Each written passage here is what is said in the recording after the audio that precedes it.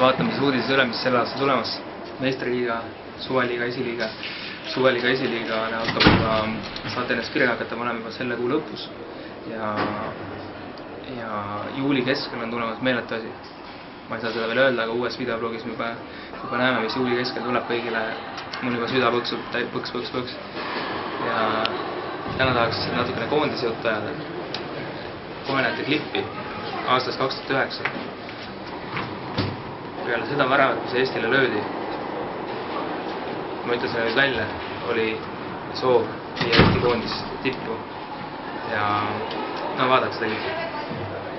But it's time to exercise these demons, these motherfuckers are doing jumping jacks now.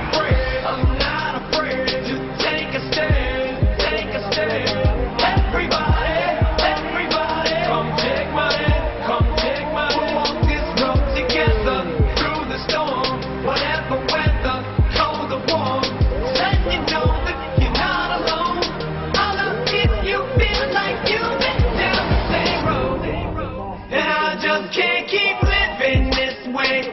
So starting today, I'm breaking out of this cage. I'm standing up, I'ma face my demon. I'm manning up, I'ma hold my ground. I've had enough, now I'm so fed up. Time to put my life back together right now.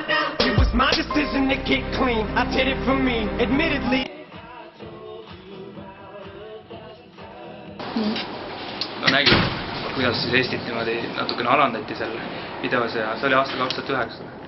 Peale 2009 seda pole enam juhtunud ja nüüd sellest aastast alustame siis tõelist pingutust, et Eesti jõuaks esimese Eesti jalgpallikoondise MM-ile ja vaatame, kuidas me seda teeme, vaata klippi.